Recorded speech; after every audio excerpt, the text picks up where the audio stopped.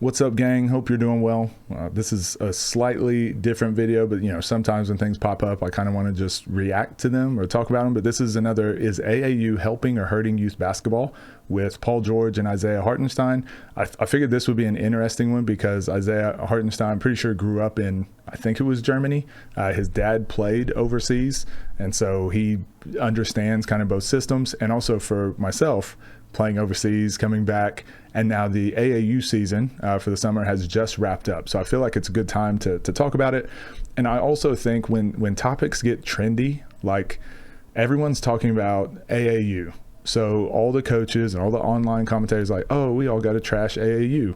AAU is still good. There's still a purpose and there's still a reason for it. So people just trash it without the context or without the nuance. So I think it's important to have these real conversations. And then I also think, what's another topic that's been coming? Injuries, just because all the guys that got injured in the playoffs. So now everyone's talking about low-cut shoes and calf mobility and all these things. But people are just jumping on the trend. They're not having the real conversation. And it really frustrates me. So that's why I made this channel, to have the real conversations, I suppose, and see what they talk about. It could be pure garbage. Like a campaign, and it was called Basketball Without Borders. Yeah.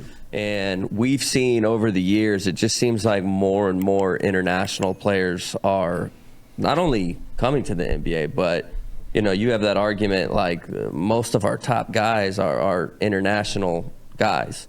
Yeah. And so I just want to know what's your opinion on why are international players excelling so much in today's NBA? I think we do a good job of, just looking at the AAU, kind of how formatted it is. Like, we're not playing 6 games a week. Like, we're playing like the AAU format, huh? Two games, and then we're practicing. Like, we're learning how to play basketball. It's not, no one's, kissing your. I will say this, with our team, we just finished up with on the Under Armour circuit, and we had 11 games in a 2-week span, and we had one practice leading up to that because everything was high school before then. So we had time for one practice, and then we played 11 games. Within that first game, I'll just be charitable here, let's say second game. For me, it was the first game. As soon as I saw our kids and I saw the team, we played against the top team in our pool. As soon as we played against them, I was like, oh, wow, these are all the things we need to work on.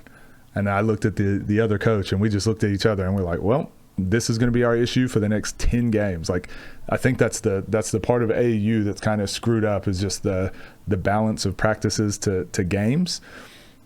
So we know there's a problem, that we know there's a fundamental that our kids are lacking, but we don't get to work on it now. We just got to play all these games. Just the way that the system is set up, that we're cramming these games into a small amount of time. And I do think it's because of the money, like trying to get more games in, more travel, more people, more teams, trying to get more of that to happen around the schedules of high school and all that and other sports. It's like, we got to cram in this many at this time. I just think if you did really care about, I don't know what just happened with my camera.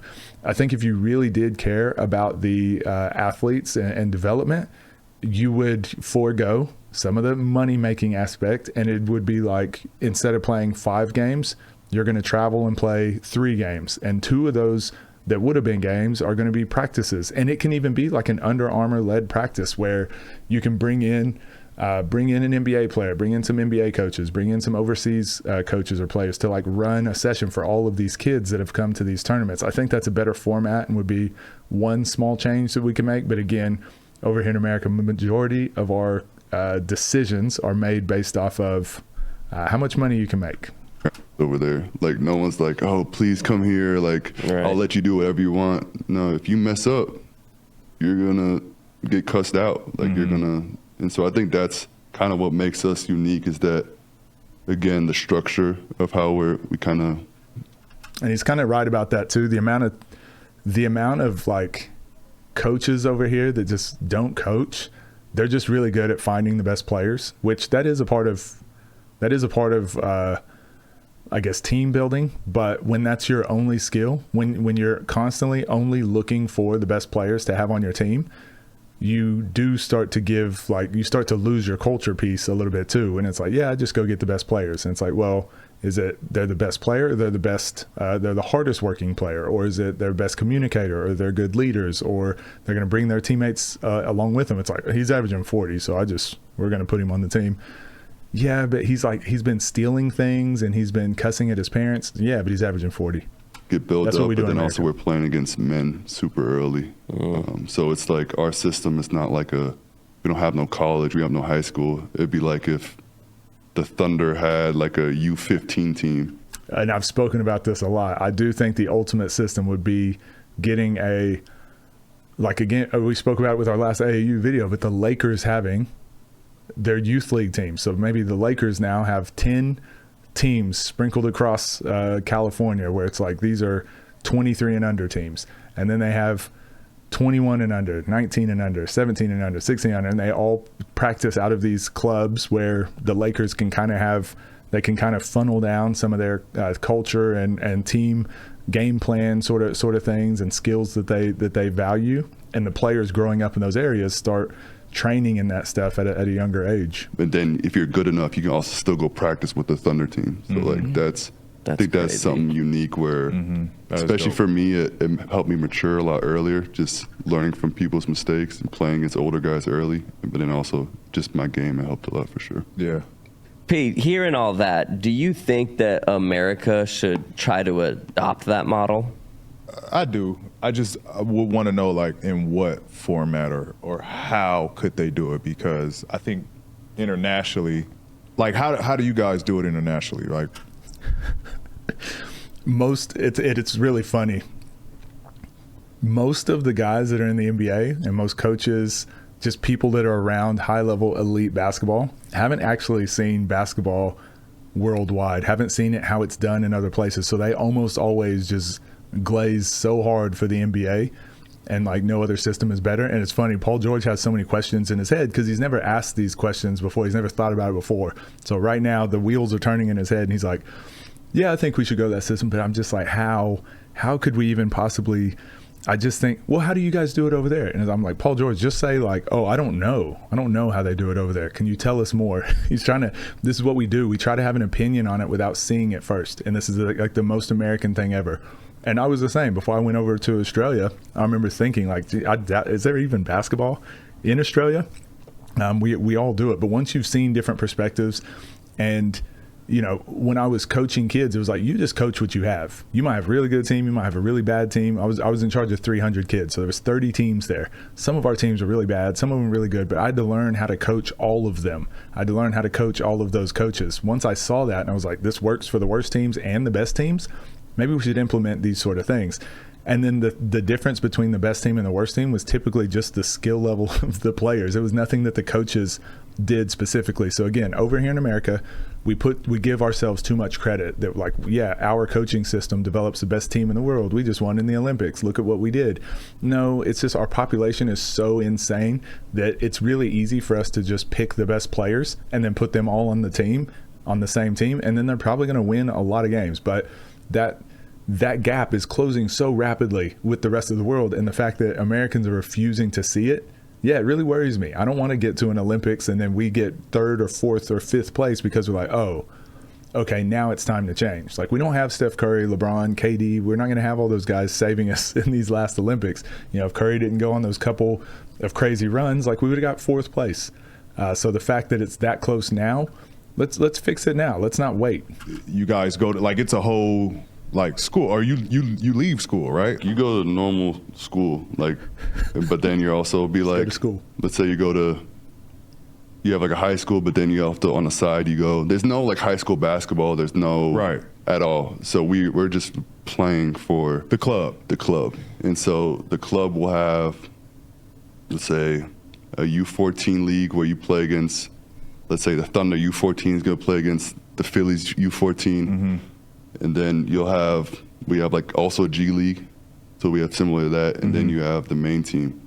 And it doesn't matter how old you are, if you're good enough, you can always move up. So like, yeah, this is a very similar system to Australia, very similar to what they had in England as well. Play with the U16 team. Yeah, I would practice with I would play with the G League team, and I'd practice with. See, I think that's what's tough because right, you heard of Luka being 16 and he's dominating the Euro League, and he's playing against grown men. Yeah. You know what I mean? At 16 years old, that's like someone at 16 being thrown in the NBA and having success. Like, so I think it will be tough to kind of, I don't know, get to that. But I mean, it could work. There's so much talent here. Paul George has no clue that kids will grow. They don't necessarily have to be against NBA talent. There's so much talent here that younger guys could. And he's not necessarily saying just you would go to the NBA, but I mean, we do that now. Like, we've got 17-year-olds in the NBA, 18-year-olds in the NBA. We just have these arbitrary rules that it warps our brain into thinking this would be harder to do than what it is. Again, it's just the money. People just want to know, where's the money going and how do I get my hands on it? That's why the system is so hard to conceive. Grow in a developmental system. I think it would be tough too, because then you have to get rid of the draft. Like, we don't have a draft. Yeah. So you would have to technically, like, say if the Thunder had their own youth program, it'd get messy. Yeah. You would have to change. Because, like, dudes are now like, give me the rights to that 14-year-old. He's saying it's getting messy, but, I mean, I think the way we've monetized basketball and professional athletes, professional sports in general, and then gone down to the youth with particularly AAU and all that, it's already messy. Like, it's almost as exploitative as you can get. The only thing is now they're bringing in NIL to combat some of that, but I think you're trying to put a Band-Aid on a amputated limb. Like, we're trying to fix it the wrong way. That's how it is, though. We're trying to fix it way down here when, like, the problem is way over here, and it's causing all these other issues along the way, and we're trying to fix one of these problems at a time. Like this. And it's like, no, we got it. We're almost going to need to restructure and fix it from the very it'll get messy. It'll get messy. And even rewinding that, P, like just like AAU, like, that's just tough out here. I think it's more just like our culture, like with all the different Adidas, Nike, the money that's involved, the press, the kids, playing 2 games, whatever you said, like, they probably play more games now. We used to play a ton of games, but like, imagine if right now you tried to implement with your travel team, like, hey, we're only playing once a week, but we're going to practice 4 times a week, and we're going to go over press breaks and like really teach basketball. I'm not sure how many kids would want to do that. Just again, this is just where we got to have these conversations a bit more, because I honestly think kids that play regional basketball, if you can play regional and you can practice twice a week, 3 times a week, this is during the summer, if you can practice 2 times a week with your team, and then you can do strength and conditioning on your own, you can do some individual stuff on your own, and then you play once a week, I think that's so good. That would be such a good system for kids in the summertime.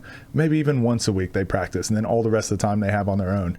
That would be such a better system than traveling to Atlanta and only practicing 4 times across 4 weeks, or 4 times across 2 weeks, and you travel to Atlanta and you play 6 games.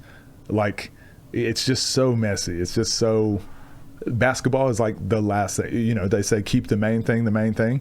The main thing should be basketball, but the main thing is first money, extracting as much money as possible, the shoe companies representing themselves as much as possible. It's like basketball is like the 4th or 5th thing. Because of that culture of that AAU basketball now. What if the NBA, now I'm thinking. Yeah, here you go. What if the NBA had an amateur league? That's what the G League was supposed to be, right? It's the G League. This is what I'm saying. Like, Paul George has not thought about this. He's not had a serious conversation about this. But he has his own podcast. He's one of the most popular players in the world. And it's like, these are how our conversations happen through media. It's people that don't know and people that haven't seen a different way.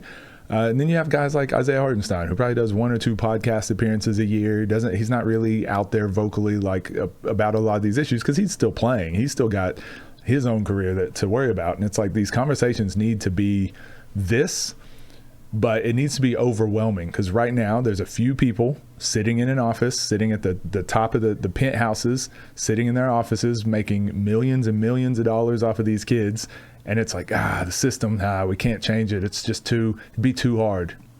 We went through a worldwide pandemic. We've put people on the moon. We've built submarines hundreds of years ago that can go into deep sea diving. Like, yeah, of course it's going to be hard, but like, we can do it. It's not impossible. Just gotta put the plan in place and get it done. But I mean, Is that bad? But G League is 18 and up. I'm talking about like adopting a youth. Trying to just say you don't know, and that's why I said it's okay. It's okay not to know. This is how these conversations do happen. Where clubs, teams, organization have a kind of grassroots program that like kids can play save themselves and develop. You know what I mean? So then now, you know, it goes that much further of like, when that kid is ready, we got rights. He's been a part of our program. Yeah, I think, and it's not rights. It's just where you live. You don't have rights to the kids. It's just, again, Paul George hasn't thought about this stuff. So just basically, if you live in LA, let's say you live in LA, your main club that you would be wanting to play for would be the Los Angeles Lakers. But because you're in LA, you could also probably go to a club that is represented by the LA Clippers. So you could probably go to the Sacramento Kings. Like, if you live in LA, you got some options. You can go play club ball about 3 places. If you're in Oklahoma, you're only going to Oklahoma City Thunder unless you want to move to Texas and play for the Mavericks. If you want to go somewhere else, or your family moves, whatever. But when you're playing for, let's say Oklahoma has 6 clubs that are youth basketball clubs that go from under 12s all the way up to like the under 21s. So they go from under 12s to under 21s. If you live in Oklahoma, you can choose one of those 5 clubs, and you probably choose the one that's just closest to you. But then if your family moves to Minnesota, well, now you're going to have to find a club that operates underneath the Timberwolves, and they would still be located all over. But it's like, you're not owned by Oklahoma City and then you move to Minnesota and they're like, we have the rights to that kid. No, you just have a better opportunity of recruiting them because they live in your state. You have a better chance of recruiting them and retaining that kid because they already live there. If you lose a kid that is a top prospect and they move and they want to go to LA because you're not doing enough for them and doing right by them, that's your loss. But you don't own the rights to the kid. It's just also kind of hard. how baseball, like baseball does. You move up the ranks. I think it's also hard because like we don't have college either. So I think how are you gonna do it like with the universities? Yeah, that ain't changing. I think it'll probably be tough to do. Yeah. Tell us a little bit just about your foundation. Yeah, I mean, going. I guess I'm happy to end it there. You guys can watch the rest of the video. This is on Podcast P. This is on Paul George's podcast. Go check it out. But yeah, let me know what you guys think about AAU and possibly changing some of these systems. Is it impossible? Is it worth doing? I think it is. I don't think it's an overnight fix. I don't think it's something that we just say, yeah, let's just blow everything up and change it. But I don't think the direction is going NIL and start giving out millions of dollars to 18, 17, 18-year-old kids by these hedge fund investors to actually kind of own players at a young age. I think that's the worst way to go about it. And I think that's only going to make problems way worse over the next 4 or 5 years. So I think there's far better things we could be doing rather than doing these Band-Aid fixes at the end. But yeah, just let me know. Let's start the conversation, get more eyes and ears on it, and then yeah, we'll just keep digging in, and we'll keep changing the basketball landscape one Paul George podcast at a time. All right, see you guys in the next one. Take care.